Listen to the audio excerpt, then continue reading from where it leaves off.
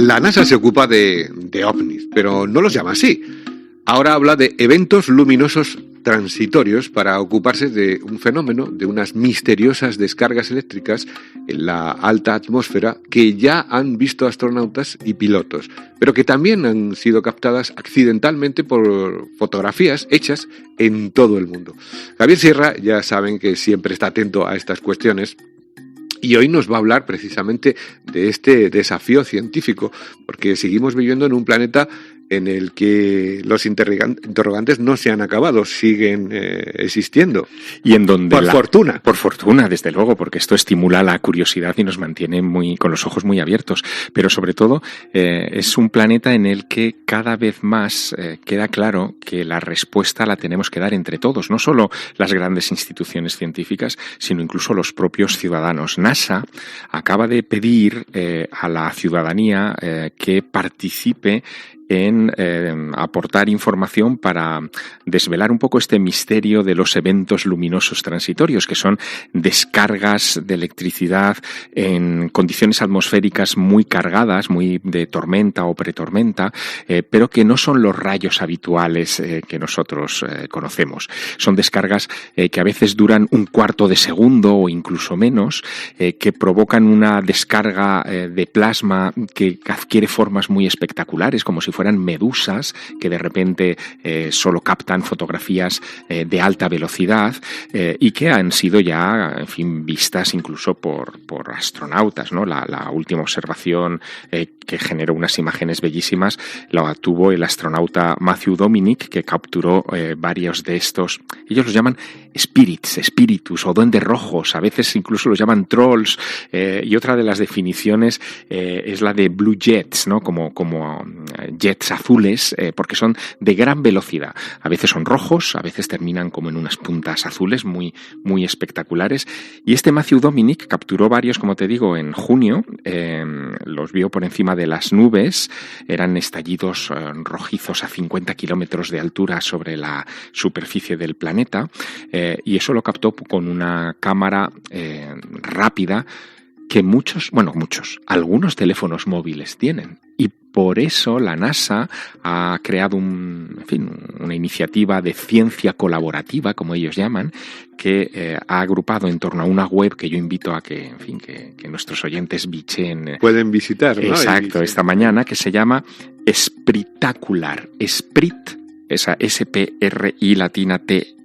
Acular, o sea, como espectacular, pero spritacular.org. Hay ya 762 voluntarios de 18 países colaborando, pero se han captado ya 273 observaciones con imágenes de este fenómeno tan rápido, tan evanescente, del que se habla desde hace algunos años, pero no se sabe mucho, ¿no? Fíjate, el momento en el que adquirió cierto alcance público fue por culpa de un suceso luctuoso que nos conmovió a muchos, especialmente a los de nuestra generación. En febrero de 2003 se produjo uno de los grandes accidentes de la historia de la exploración espacial, que terminó por cancelar el proyecto de los transbordadores espaciales. El 1 de febrero de aquel año estalla el Columbia con 7 astronautas a bordo. Y lo que generó aquel accidente y la investigación de aquel accidente tiene que ver con estos sprits o duendes rojos o misterios, ¿no?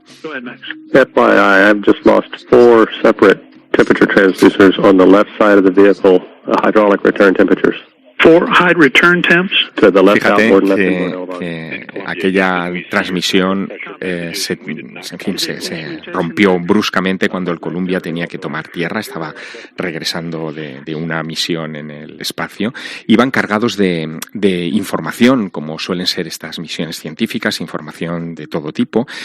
A bordo iba un astronauta israelí llamado Ilan Ramon, que pertenecía a un proyecto que se llamaba Mediterranean Israeli Dust Space experimento mediterráneo-israelí de basura atmosférica, porque lo que querían era medir en las capas altas de la atmósfera el impacto de la aviación civil, ¿no? La aviación convencional. De la aviación convencional y cómo estaba dejando pues ciertas partículas contaminantes en la alta atmósfera. Todos los experimentos de Ilan Ramon desaparecieron con el estrellamiento del Columbia, con la explosión del Columbia, pero logró enviar unas imágenes que 2 años más tarde, después de aquel asunto, en 2005, revelaron que contenían una información muy curiosa, porque filmó luces extrañas en la atmósfera terrestre justo antes del accidente sobre el Océano Índico, y eran estos sprites o estos duendes rojos, ¿no? Así que a raíz de aquellas filmaciones, la NASA empezó a tomarse en serio este asunto y decidió que había que construir, que es como se hace ciencia en estos casos, un catálogo de eventos luminosos transitorios en todo el mundo para ver la frecuencia y ver si tenían un interés o no, para el conocimiento de nuestra atmósfera. Si era algo poco influyente o muy influyente, no lo sabían, así que había que ponerse manos a la obra con este asunto. Y en eso estamos, es decir, la NASA está con ese asunto y creo que vamos a poder hablar incluso con expertos españoles que están trabajando en esta cuestión. Pues sí, mira, vamos a saludar ya a Francisco Gordillo. Él es investigador del Instituto de Astrofísica de Andalucía, adscrito al CSIC. Francisco, buenos días. Hola, buenos días, ¿qué tal? Bueno, qué interesante todos estos eventos luminosos transitorios o duendes rojos, como nos decía Javier, ¿no? Es importante saber, ¿no? Y conocer qué es lo que pasa en esas alturas, ¿no? Yo creo que sí, es un motivo de investigación hoy en día, abierto desde hace ya más de 30 años. Esto se descubrió en 1989 de forma accidental, unas campañas que estaban haciéndose en Estados Unidos. Y bueno, unas cámaras estaban grabando por allí, ¿no? Para estudiar las nubes de tormenta, pues descubrieron accidentalmente, como digo, estas sombras. En aquel momento eran cámaras en blanco y negro, no se distinguían los colores. Pero bueno, después se investigó un poco esas imágenes y se llegó a la conclusión de que eran fenómenos luminosos, como usted bien dice, que se producían en las cotas más altas de la atmósfera, entre los 50 y los 90 kilómetros de altura. Claro, Sí. esto hace que digamos que puedan ser visibles o se puedan captar, pues pilotos y Eso es. cosas así, ¿no? Eso es, los pilotos los pueden ver, cada vez se ven más porque se conocen, evidentemente. Cuando lo es conocido, pues se está más pendiente y se consiguen identificar mejor. Un observador en el suelo también los puede ver, de hecho se observan con frecuencia. Lo único que pasa es que duran un parpadeo de los ojos, ¿no? Un par de milisegundos, muy poco tiempo, pero aún así se pueden observar y tienen unos colores muy llamativos, emiten el color azul y en la parte más baja y el color rojo en la parte más alta. Y bueno, simplemente estos duendes, que se llaman en español duendes rojos por su color, pues se producen cuando hay actividad eléctrica en la parte más baja de la atmósfera, en la troposfera, y están vinculados a los campos eléctricos que producen las cargas eléctricas de las nubes de tormentas. El campo eléctrico se produce ahí, sube hasta la parte más alta de la atmósfera, y hay un momento en que se hace suficientemente intenso como para producir esa ionización eléctrica de la atmósfera que da lugar a estos duendes rojos, ¿no? Don Francisco, usted forma parte del grupo de plasmas transitorios en atmósferas planetarias del Instituto de Astrofísica de Andalucía. Eso es. Y evidentemente accede a información de estos duendes rojos en todo el mundo, en todo el planeta. Pero ¿hay zonas del planeta que sean más sensibles o más propensas a esto? Y segunda pregunta conectada con esta. ¿Hay alguna zona de España que sea más proclive a la aparición de estos fenómenos que otras? Pues sí, a nivel global, la primera parte de la pregunta se producen donde hay más insolación, ¿no? Y donde hay más insolación hay más convección de la atmósfera, digamos que el calor donde hay del más impacto del sol, digamos, ¿no? Exactamente, el impacto del sol, ese impacto del sol o esa insolación de la atmósfera produce convección, es decir, movimiento de la atmósfera por el calentamiento de la misma, y este calentamiento pues da lugar a actividad eléctrica, es decir, lo que todos conocemos por rayos, ¿no? Que son muy, muy visibles, aunque hay otro tipo de actividad eléctrica, pero bueno, en fin, los rayos, ¿no? Entonces, en estas zonas del planeta, que son las bandas tropicales y subtropicales, ¿no? Latitudes medias y centrales, es donde hay más actividad eléctrica y donde hay más duendes rojos, ¿no? Y la segunda parte de la pregunta, ¿en España en qué zona? Pues en España en la zona de Cataluña, el Valle del Ebro, la zona de Mallorca. Pues ¿por qué? Pues porque en esa zona de la península es donde hay más actividad eléctrica, ¿no? Habitualmente, ¿no? Cuando uno mira mapas de actividad eléctrica anuales o de cada década, uno ve claramente que hay una mancha ahí que es donde se produce más actividad, ¿no? Entonces, donde hay más actividad también es donde hay más duendes, ¿no? Porque los duendes están asociados a rayos, ¿no? Rayos de carga, rayos positivos, digamos, ¿no? Claro. Hay otra cosa que me intriga de toda esta cuestión. Evidentemente, los estudios alrededor de este asunto son recientes. Hablaba usted del año 89, ¿no? Cuando se toma conciencia de ello. Pero, ¿se sabe si este tipo de actividad eléctrica tiene alguna influencia o puede tener alguna influencia sobre los ecosistemas, dado que oye, somos máquinas bioeléctricas todos, ¿no? ¿Puede tener alguna influencia este tipo de actividad eléctrica sobre la vida? No que se sepa, no se sabe todavía, identificado, no se han identificado, aunque es verdad que hay otro aspecto interesante de las tormentas que producen duendes y son que también producen rayos gamma atmosféricos, ¿no? Que se llaman, ¿no? Y esto sí que puede tener cierta influencia en la vida que viaja en avión, ¿no? Digamos, ¿no? Porque bueno, o sea, todos sabemos que los aviones todos nosotros, pero especialmente los aviones, están bombardeados por rayos cósmicos, ¿no? Eso es una cosa conocida, ¿no? Pero claro, si a eso le sumas una actividad de rayos gamma que procede no del cosmos, sino de la propia atmósfera, pues entonces ahí tienes un asunto que hay que estudiarlo, ¿no? Y que es otro punto que hoy en día se está estudiando de forma bastante seria, porque, bueno, como digo, puede afectar a los vuelos, ¿no? Aunque es verdad que ningún avión comercial se mete en tormentas, ¿no? Pero bueno, se han descubierto nuevas formas de rayos gamma producidos por tormentas que duran horas y no necesariamente en tormentas cuando hay mucha actividad, mucha turbulencia, ¿no? Entonces, bueno, son asuntos relacionados con los duendes, ¿no? Relacionados con los duendes. Yo no sé, Francisco, si este tipo de fenómenos, estas cargas eléctricas, explicarían algunos de los viejos casos de ovnis que hemos ido conociendo a lo largo de las últimas décadas. Podría ser porque son luces como muy grandes que se mueven verticalmente, ¿no? Y que son muy breves, ¿no? Y bueno, podrían ser fácilmente confundidas por objetos no identificados, ¿no? Luminosos, ¿no? Aunque su movimiento, pues ya digo, es vertical y muy breve, ¿no? Pero podría ser, sí. Pues don Francisco Gordillo, investigador del Instituto de Astrofísica de Andalucía, adscrito al CSIC, gracias por este rato con nosotros en Herrera en COPE y por sus explicaciones. Seguiremos preguntando y explicándonos a ver qué es lo que ocurre ahí. Gracias, Francisco. Muchas gracias a ustedes. Adiós, buenos días.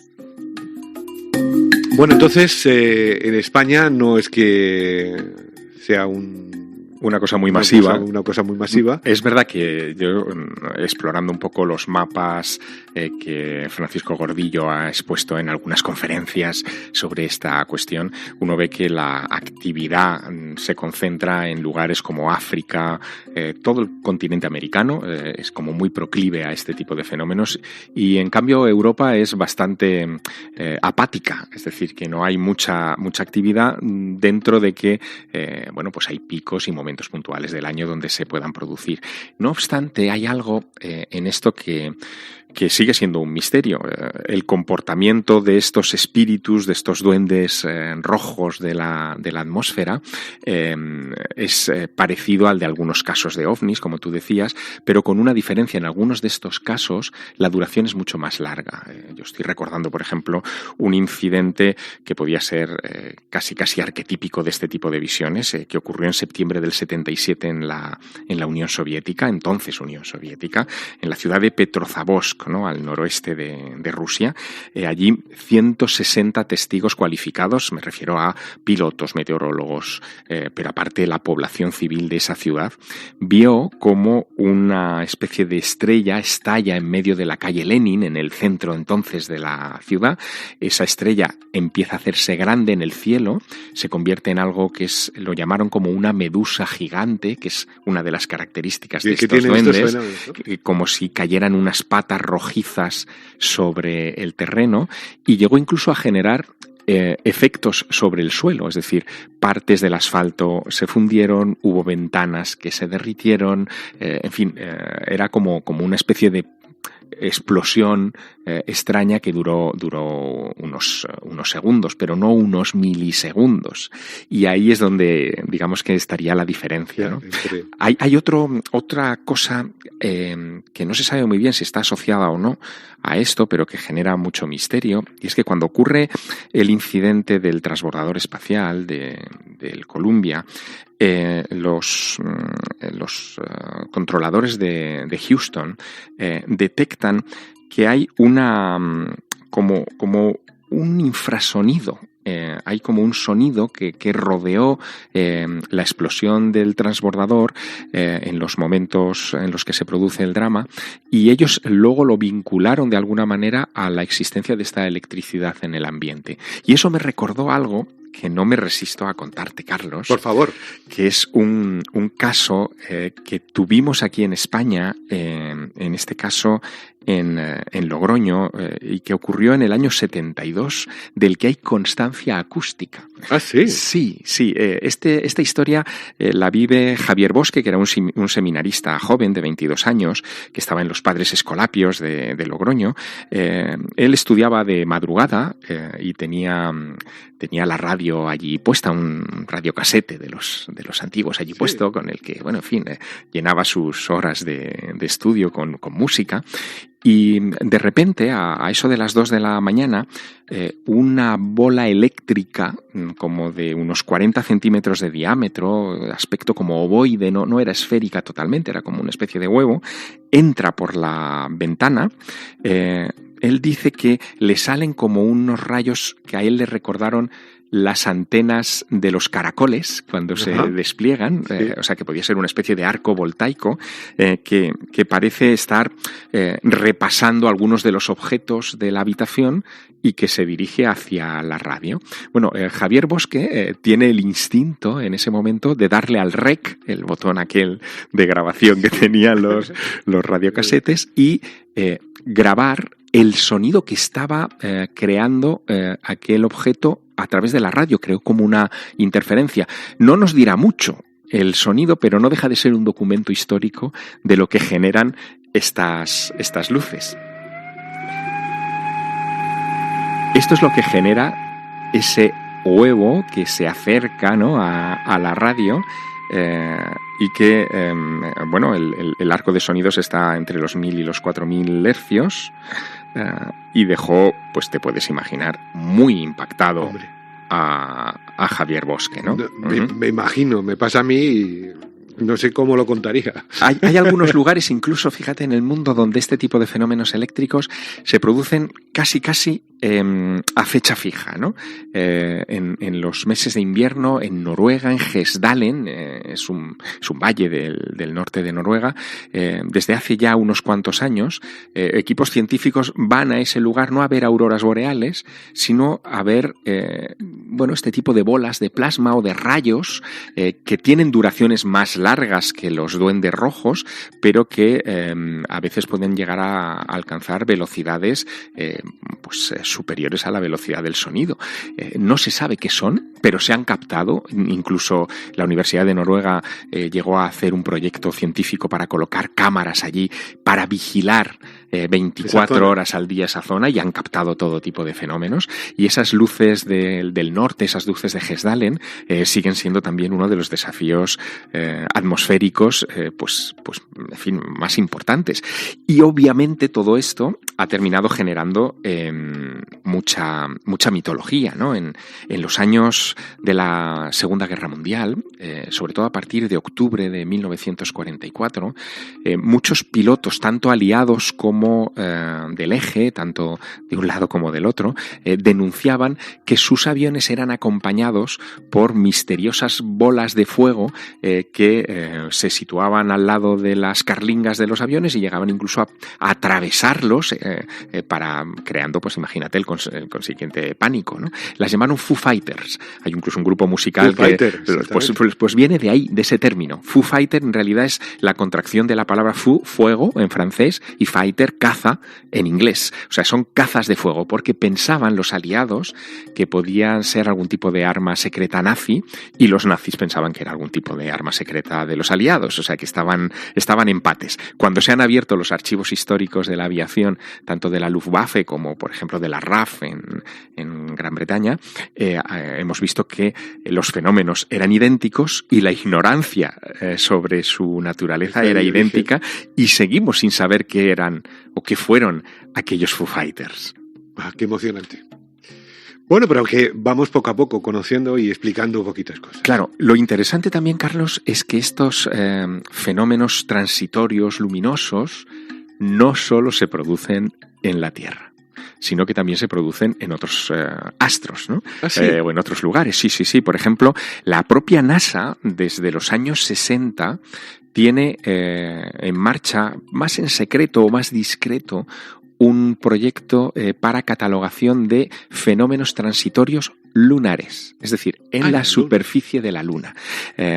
Bueno, hay una larga y misteriosa tradición de observaciones, primero desde telescopios y luego ya desde vehículos espaciales, de luces, relámpagos sobre la superficie de la Luna, en un lugar donde la atmósfera es tan tenue que prácticamente no hay atmósfera, es decir, que no sabemos físicamente a qué puede obedecer. Fíjate, William Herschel, Herschel fue el descubridor de Urano, vio en 1783 uno de estos fenómenos transitorios lunares. Era un resplandor rojizo en el hemisferio no iluminado de la Luna, ¿no? Y aquello él lo anotó, lo consignó, lo tiene en sus diarios, pero es solo el primero de una larga serie de observaciones. En el siglo XIX, en el cráter Aristarco, se veían muchas de estas luces. Es un cráter que se ve muy bien desde la Tierra, y ha generado este tipo de luces pues prácticamente hasta nuestros días. Ese catálogo de NASA, de los fenómenos transitorios lunares, no solamente recoge relámpagos o, en fin, luminosidades, sino otra cosa todavía más misteriosa. Recoge también la aparición como de cúpulas. ¿Cúpulas? La aparición como de cúpulas. Cúpulas que son observadas desde telescopios, desde la Tierra, que aparecen sobre un cráter, son como si le saliera un grano a la Luna y de repente ese grano desapareciera al cabo de unos minutos, que seguimos también sin saber muy bien si se trata de un problema de la refracción de la atmósfera, de la lente, o si realmente hay algo que está pasando en la Luna, quizá de origen geológico que se nos escapa. Y en otros planetas también se han detectado este tipo de fenómenos, ¿no? Ahora ya tenemos instrumentos que nos capacitan a observar muy lejos y se han observado esos resplandores y esas luminosidades y incluso esas cúpulas evanescentes en planetas del sistema solar como Júpiter, Saturno. Así que el tema promete mucha discusión científica para los próximos años. Apasionante, como decía yo al principio, es un asunto fascinante y, bueno, conociendo detalles muchísimo más. Javier Sierra, como siempre, ha sido un placer. Yo me quedo aquí embelesado como los críos, escuchándote, porque son asuntos que nos dan hoy que pensar y que nos van a seguir dando que pensar. Bueno, y que nos hacen humildes, Carlos, porque de alguna manera te hacen reconocer que no controlamos tanto la naturaleza como nos pensamos ni como ambicionamos. Y eso es interesante, nos sitúa en un punto de observación intrigante. Gracias, Javier. Hasta pronto. Hasta la próxima semana.